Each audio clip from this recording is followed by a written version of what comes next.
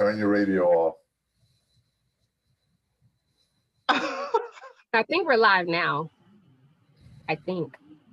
Hey, everybody.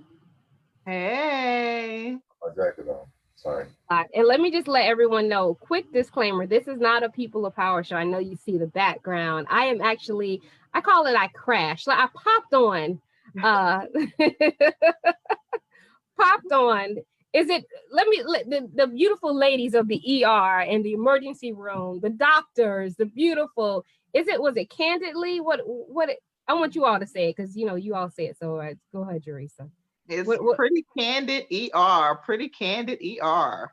Pretty Candid ER. So this is a different edition. I kind of popped up on their episode from, last time I was on with them and we were talking about the PCOS, and because it is still PCOS month. September is the month of PCOS, but it also is a month of other things that we're going to talk about tonight. So I just want to give that disclaimer. These ladies will not have me on the next show. So don't get in your feelings, Pretty Candidly fans. Okay. This is just an impromptu pop-up edition. We kind of meshed everything together. Okay. But anyway, I'm Kitty London, host and creator of People Power Show. So I guess I'm kind of moderating this, but these ladies pretty much know how to handle it. Today's topic is a topic that a lot of people do not want to talk about, but guess what? We all do it. And it's that pretty S word, S-E-X, right? Sex. Talking about sex, baby. We're talking about you. And no, okay. No. And if you are watching, please make sure you hit the share button. Sharing is caring, because trust me, there is something in this show that you will learn from. I'm just happy that I have the pleasure of sitting with, two doctors. Who gets the pleasure of sitting with two doctors and beautiful doctors, and they know their stuff. These ladies have both worked on me. I know I'm telling my business, but they both worked on me, and I'm still alive. So that's a good thing, right? That means that they know what they they know what they're doing. Oh, Kitty. And then we have our gentleman on here who is a special guest. People know him, Mr. Mike from Bus One. He's been on the People of Power show too. So I feel like I'm with family tonight. Ladies, thank you. So I'm going to turn it over to you all, because you all have a lot of things you need to cover in a short amount of time. And then, so I'm going to start sharing with my group. So we're going to turn it over to, I think, Dr. McCullough. We're going to start with you, Dr. McCullough, or Dr. Jerisa? It doesn't matter. It's actually, so thank you, Kitty, for, so graciously crashing and helping to host and moderate. The important thing here tonight is that September is actually a lot of months. And so, like you said, PCOS month. And it's also suicide awareness month that, we don't want to gloss over. But what we're talking about tonight is Sexual Health Awareness Month. So what is sexual health? I guess that's like the question, right? So, like you said, we all have sex, which is a good thing. And it is one of those things where too much of a good thing can be a bad thing, right? But what we like to see is for people to feel comfortable in their skin. And that's really what sexual health is about respecting that part of your life just as much as you respect your high blood pressure or your skin care routine or your fitness routine, right? Sexual health is part of your health as well. And so the reason I wanted to talk about this, especially I'm Pretty Candid, because, I can sit here as a physician, Jerisa can sit here as a physician, and we can talk about all these, attributes of sex, or the importance of sex, or the importance of safe sex, the importance of, no STDs with sex, like we talked about before, but that's just a doctor talking, right? I mean, I'm sure most of us heard a doctor talking before, and sometimes that goes like right over. So we wanted to invite a person who was so gracious and open to share his experience with sex and kind of what the absence of sex or difficulty with having sex, how that affects your life and how it changes or gets better when you're able to. So that's kind of what we're focused on here is it's a part of sexual health. Before we talked about PCOS and the female cycle, and now we're talking about a little bit more about the male cycle. Is that a clear enough setup for you, Kitty? Yes. Oh, hold on. Kitty. Hey, I'm muted. Okay, so I have a shirt called "Unmute Yourself" because of all this Zoom. Yes, and we do have some participants that are on. So if we have any questions and we can't get them, the audience, I'll let you, ladies know, because I know you have to concentrate on your segment, and I'll let you know. But yes, that's a very clear. And I think what happens too, I think we kind of think of men too, and I know we have a man, and I'm thankful that we have a man. But I also want you all to know, if you can talk about a little bit, we go through it too, like females, especially stress. I know stress will make a desert down there. And I'm just saying, it's a lot, and guys always want it, right? And sometimes we're like, listen, we tired, right? We got the children. Yes, the desert storm. It's like we're tired, we got children, we got jobs, we stress, and you still want it. And it's some things just don't work. And a lot of women don't want to talk about it because we're like, we're supposed to, be ready all the time, but it happens to us too. So that's all I want to say. But go ahead. Very candid, very candid. Thank you, Kitty.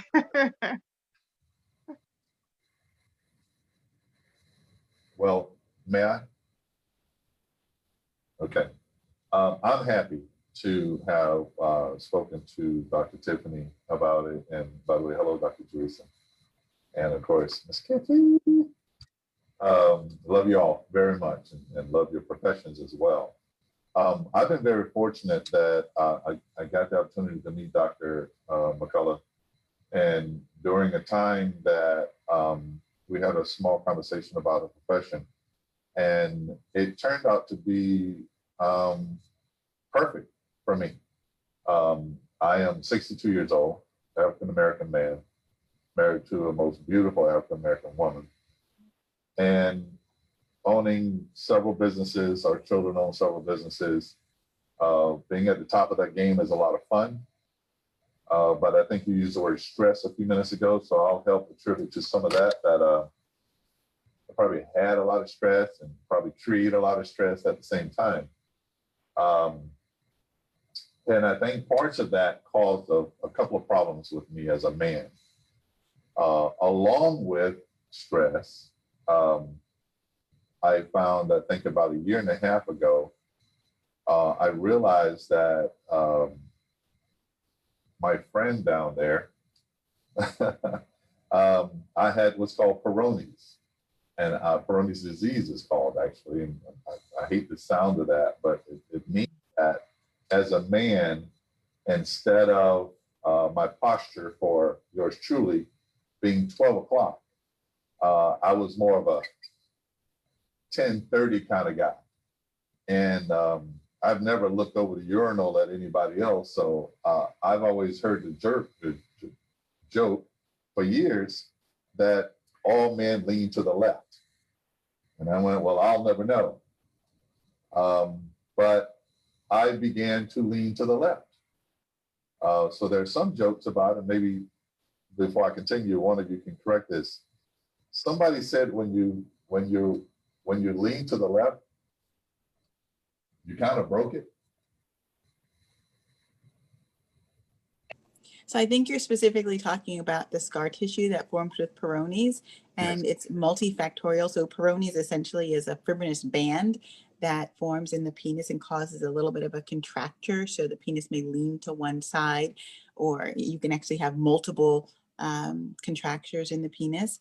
And actually, what I didn't realize, before I kind of entered into this field a little bit more, is that it actually creates problems for people, some in the penis. It does cause some discomfort for some people, but really it's the sight of not seeing your penis looking the way it did 5 years before that kind of creates a mental block and makes it difficult for some people to have erections. So the Peyronie's itself doesn't cause ED, but having a penis that doesn't look perfect or similar to the way it did before can cause issues for some people.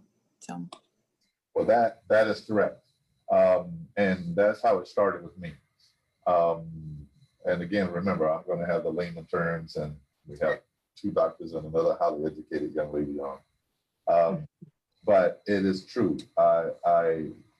I noticed it. My wife helped me by discussing that with me, that I was no longer 12 o'clock.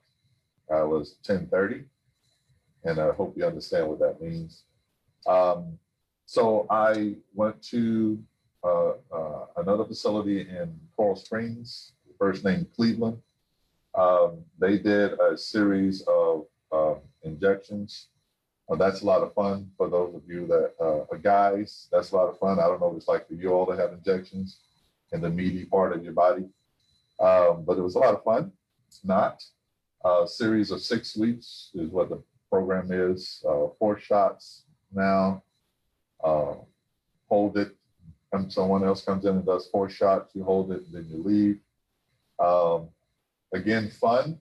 But my overall goal, especially again, not just at my age, but I didn't have a performance problem. I just didn't like the way it looked. As Dr. Tiffany just said, that did cause a problem with my performance. I was very, very self-conscious about it. I didn't like the way that it looked.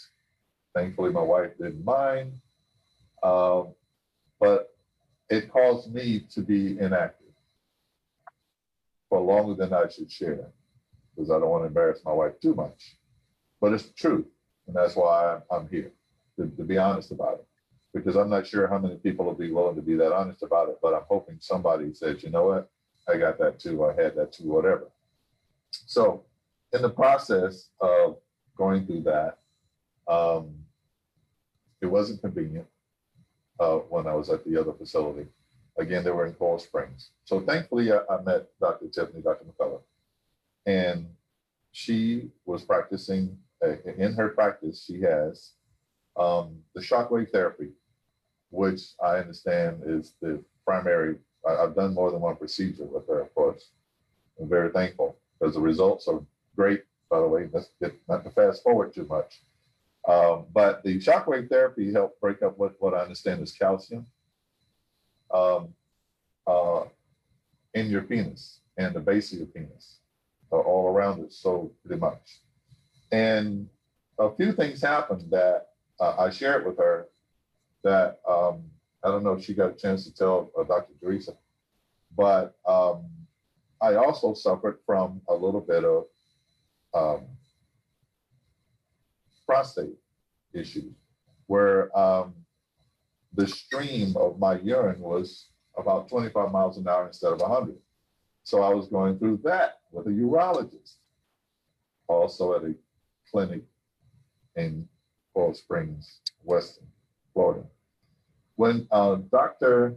McCullough started the shockwave therapy, I had an improvement with the flow of my urine flow. And I was amazed at that because prior to that, I'd be up 3 times a night, and we joke about that for life. It is not a lot of fun. But not just that, I'd be up 3 times a night, and I could barely fill a soda cap in volume each time. But when we started, and I don't know how it became related to it, but when I shared that to Dr. McCullough, she was surprised to hear that, but I was excited and surprised at the same, that everything that all these pills that the urologist had me on, no disrespect to them, that the shockwave therapy seemed to have helped with that, and still today, that has helped. So shockwave therapy is something that I as a patient, experienced with Dr. McCullough. I have another name for it.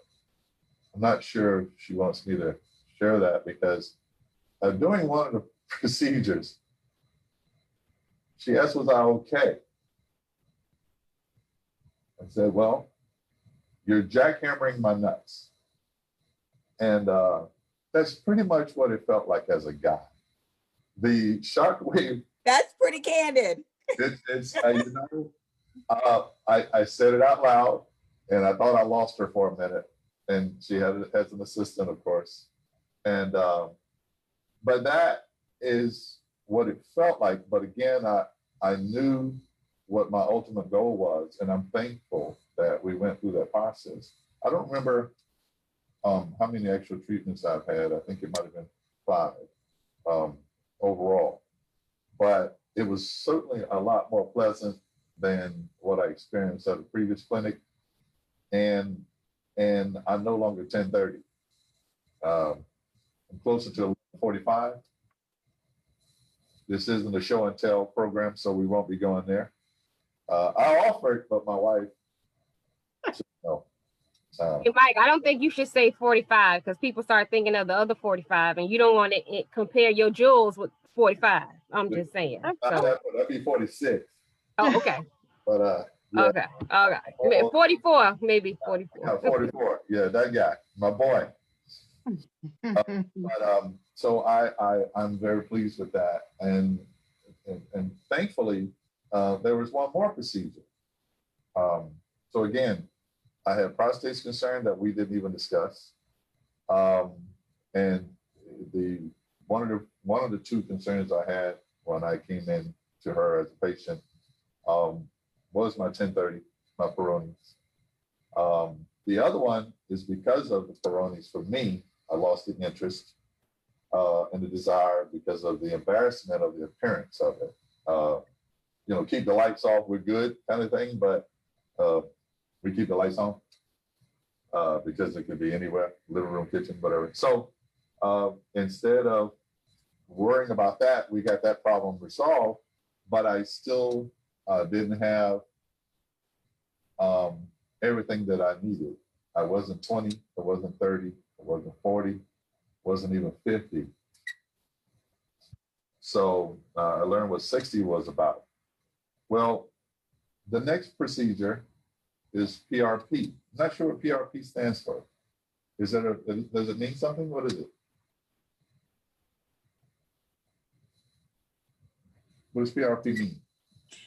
So essentially, it's the good part of your platelets. So we take your blood, spin it down, and get the plasma-rich platelets. And so that's what it stands for, PRP.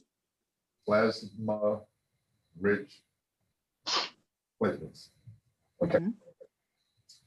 So with that, the blood is withdrawn and it's given back to you. Just the good part of it. Guess where that goes? Yours truly again. So when she re-injected that into my friend, I regained my girth. The process of going between the shockwave therapy and the PRP gave me both my direction, the direction. In that process, erection came back because there's another part of it where you use a pump. I'm going to put a wig and smoke a cigarette the next time I use that puppy. And then, of course, when she injected the PRP, which was my own blood, then I gained the rest of it. As a matter of fact, do they make the pumps any larger? I might need to change the size. But you said there's an electric motor instead of a hand pump? Yes, there's an electric motor. But so I just, as a disclaimer, and I don't want this to, well, obviously I want to talk about, some of these things that you can do to help, but just for everyone to know, platelet-rich plasma can improve size and girth for some people. That's not, don't think that's the only thing that it does, right? So people come and I want 4 more inches. That's not what it does. No. All right, just a disclaimer, although that was his experience. A lot of people do experience that. Platelet-rich plasma, that's not the only purpose. It's actually to help regenerate tissue. So we want to talk though about sexual health. So do you feel like your health is better? Your sexual health is better after your experience? By far, yes. Because a lot of it had to do with confidence. A lot of it had to do with how you felt mentally, physically. And for most men, the result of having a sexual relationship is that the other person receive everything you want them to receive. And if you aren't where you were and are not better than you can be, that's not going to happen. And you're just exercising and exercising yourself. So yes, I did experience, and you did to mention to me that that was not common. Not everybody will receive that, but I did. I respectfully received the girth that I didn't have. As a tall man, I weigh about 203. I'm 6'2". I was longer and thinner. Now I'm no longer thin. Be honest with you, PRP gave me more girth than I had before. I don't know how much more I should say about that. That's awesome. Well, I really just want to take a moment really quick and just thank you for sharing this. And no, I didn't even know who was going to be on. You know, that's something that we do. Everything we do in private. So I didn't even know who was coming. But thank you so much for, you know, just sharing this journey, because so many women, but men, you know, go through this. We see them even in the emergency room. So thank you. Kudos for really, really sharing the story. It's going to help many. I just wanted to say that. No, thank you. And that's my goal. My cousin-in-law shared his experience about having his colonoscopy recently, and I saw the effects of that. And again, as a senior man in this community, I'm thankful for the people that look up to us and follow us, my wife and I, and we're all great friends with so many people. We try to stay in the mix of so many different things, profit, nonprofit, fun, sports, schools, etc. So a part of it is to let some of my brethren know that, and my sisters know that there is a solution to a problem if you experience this problem. If you get where I was, you know, had I not done this, you know, my wife is thankfully a very submissive woman, and I'm thankful for that. But at the end of the day, you know, that made a difference. Our sexual health makes a difference in a relationship, whether it be marital or not. If you don't have that, you should feel like you're coming up short. No pun intended. But you need to be able to meet your needs. Now, like Kitty said earlier, you know, men get ready, women may not be. The problem that you all might have, or problems which I'm not aware of. I know my wife is interested in this process now, the process that's for women. More so because she too, by the way, she's in the background giggling, so she probably didn't want me to say that. It's all good. You know, I'll be honest with you, at our age, man, put it out there. I'm the oldest thing in this I was group. going to say, in the Albatron house, it's going to be chicken, chicken, bow wow. You know, Get her. it is. If I can get rid of this dog, I can get some more action. But that's the longest Listen. dog. And the dog started patting on the door, and I'm like, get rid of this dog, man. But it's necessary. I'm going to say it's necessary, but it's definitely necessary. It became necessary for me. Again, I don't know if it was a stress. I don't know what caused it, but I'm so thankful that Dr. McCullough had some solutions to it. And I'll be happy to talk to it and anything about it to anybody, even more candid. I'm trying to be computer friendly, internet friendly, but it makes a difference. I've shared a few things that are a little bit more in depth, but the end result is nobody's unhappy.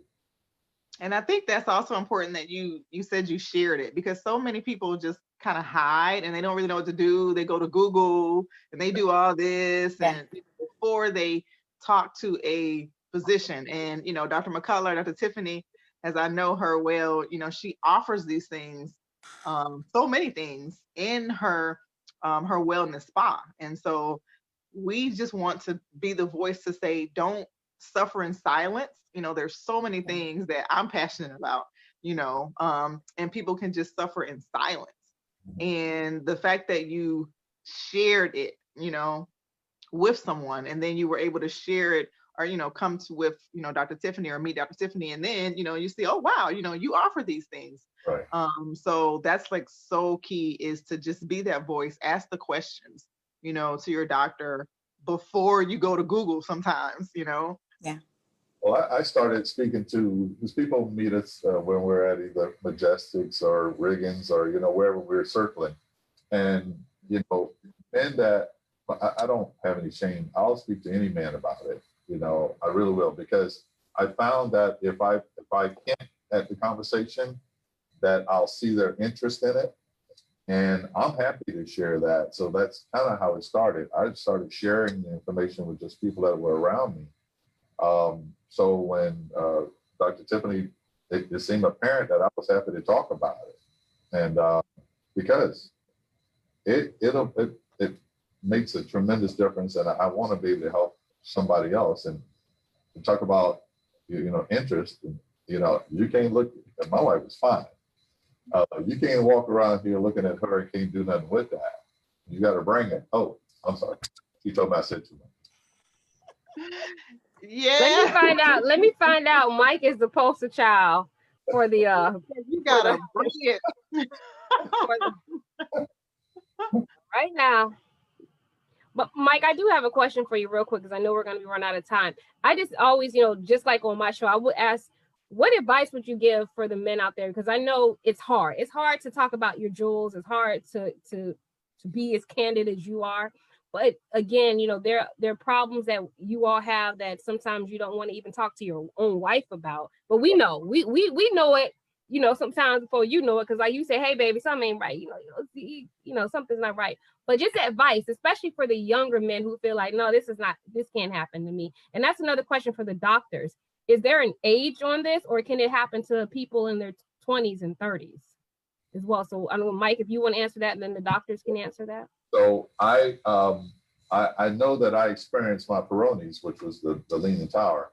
I experienced that within the past probably 4 years. As I understand it, I don't think that's age related. I think that's activity related. And, that means, that shower thing might have hurt.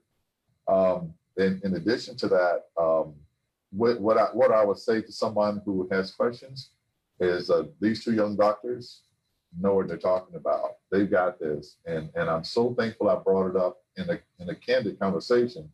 It actually just came about over kind of a lunch thing. And I was so happy that there was a solution, because the solutions I tried down in Coral Springs, which might be another method, they weren't working as well for me, wasn't convenient. And this was home, it was us. And in my case, Dr. McCullough was very comfortable talking with me about it. It was, even though we've met enough times now, she's a 100% doctor. And she solved my problem. So the suggestion would be talk about it. Talk about it. It's not uncommon. I'm sticking myself out there that, yo, here it is. You see me everywhere. So yeah, I was, and now I'm not. However you see that, it is what it is. Doctors, is there, in your research, is there a particular age, or can it affect anyone? Even, women who have sons who are young or teenagers, and they're like, something's wrong. Have you seen it in that age as well?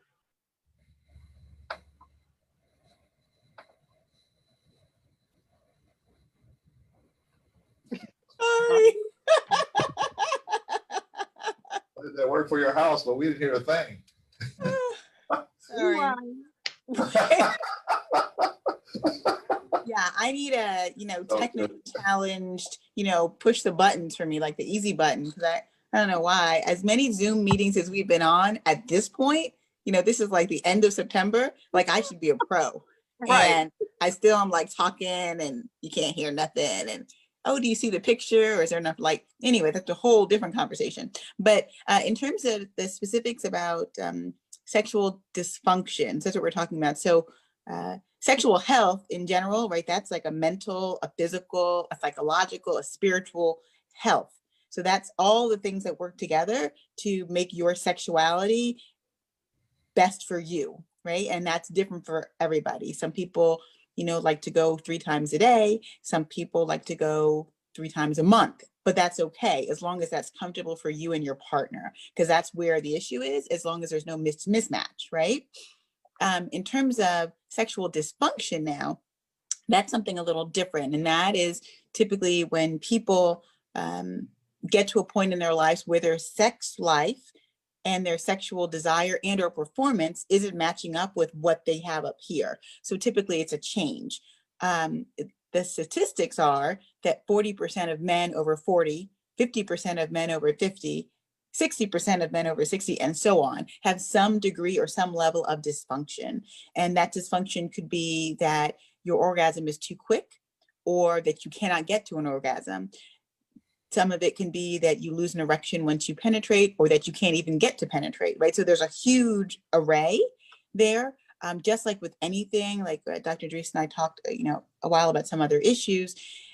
Starting early is always better. If you wait until you have absolutely no function at all and nothing is happening, your best option may be a penile prosthesis, and no one wants to do that. That's like the end of the road. But with a lot of these other treatments that are offered, and some of those are the hormones. So sometimes it's a hormone issue. Hormones, it's almost an easy thing to throw at things, an easy fix to throw at problems. Oh, I'm not having sex, I need more testosterone. But that may not even be it. It may just be that you have a blood flow issue, a circulation issue, a neurovascular issue, right? So there's all these other kind of problems that if you just go to a doc who's throwing hormones, well, when you're a nail, if you're a hammer, everything looks like a nail. So if you have one treatment or one way to treat something, you're going to do the same thing over and over and over again. With this patient specifically, Mike, it was actually a regular lunch conversation, and he mentioned a little something, and I dug a little deeper, and I was like, wait a minute, we can help. And so I'm glad that we were able to help. The Peyronie's is a different animal altogether. That's actually scar tissue that forms, and it can form multiple places in the penis, and it usually is related to some level of injury, like little micro traumas, although people may not recall a specific trauma. Like it's not that you fell off of a horse or something like that, but usually it is related to small micro injuries. So I hope that answered the question. I think it's also good to highlight that, in the case of Mike, he had seen urologists, and nothing against specialists, because you do want to see that, but being open to alternative therapies, like the shockwave, like the PRP that's offered at Calogenics, because thank you for saying that, you tried certain things and it didn't work. And I'm always a fan of second opinion, third opinions, with other practitioners, and also, naturopath, holistic, alternative medicines that are therapies that are even offered with Dr. Tiffany. So I'm just excited. I'm excited. Thank you. Not as excited as I was. Well, I use, and I'm silly about it, but it's the truth. You know how the old adage was, oh, it must be cold in here, and you, for a man, it's like, I had become like that all the time. It was compacted. And I felt dead. I'll be honest with you. I felt dead. And I didn't want to fake it. I didn't want to try to fake it. I didn't want to go to the blue pill or whatever that is. But this did it. I mean, and again, for me, it helped me with a prostate thing, which I don't understand. I don't know if any of us understand that, but because they're still, playing with that idea. But, and I shared this, by the way, with my local urologist, that going through shockwave therapy seemed to have helped, because I want them to look at, how possible is it that the part of their diagnosis might have been overlooked, so that the next Mike that comes in can go, hey, let's look at this. Maybe part of his problem, the urination part of it being, a very, very, very, very, very, very, very, very, very, very slow urination, could be something else, not just the norm. So I'm excited. Is there a special age when men go to urologists? Because I know we go to gynecologists like when we're like 16 and up, like faithfully, right? Or we should, ladies. Ladies, get your kitties You checked. should. But you know, as far as men, do men go to urologists when they have a problem, or should they go as a routine exam? Is it something that they should just go to? Dr. Jerisa. So they really don't have a guideline as we do. You know, I mean, we're more at risk for the cervical cancer, the ovarian cancer, of course, the breast cancer. We have to get the pap smears regularly, but there is no standard of care for that. Now, typically, when they start to have issues, you know, be it a UTI or discharge, urinary incontinence, you know, when they start to have certain issues, then that's when they go to see a urologist. Yes, there are some certain things that should happen, you know, in terms of a digital rectal, prostate examination, you know, making sure they have, you know, the PSA, you know, the prostate specific antigen. Those tests typically are, you know, about 40 years old when you're minority, you know, and typically 45 or older when you start to get the PSA, but actually your primary care doctor can do that. So in terms of seeing a urologist, there's not much of a guideline, but when you start to have these issues, yes, mention it to your PCP, mention it to, you know, your urologist, or ER physician, and also consider, you know, calisthenics.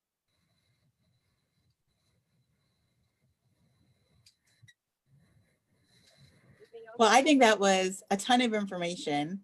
Thank you, Mike, for just being so open and sharing your experience. And I mean, that's huge. So I don't think that the problem is invisible. I think people know when they have an issue. I think most of it is probably a little bit of embarrassment, you know, or just not being honest with themselves and, you know, taking that step. And for you being vocal about that, that's huge. And you know, it's almost like the colonoscopy thing, right? Where it's difficult to get people to schedule colonoscopies, but now with what happened to Chadwick, and that's all over, people are scheduling colonoscopies, calling, I need one, I want one now, you know, because we have to be advocates for our health, but you have to realize that there's a health issue. So thank you for sharing that part of your health with us. My pleasure, I promise you, because if one person out of thousands that we all know, and of course I shared this, that we would be having this conversation. And again, you guys know the people that are close to me know I won't hesitate to talk about anything that I think will benefit you.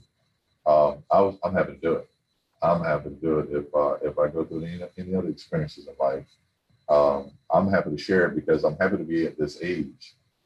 Most of my friends, my last 3 best friends, are no longer with us. One prostate, one pancreatic cancer.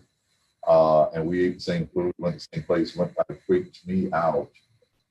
So the fact that I'm still here every day means something to me, and I want to be sure it means something to somebody else. So I'm excited to be of value, and if information, I mean, I would listen to this.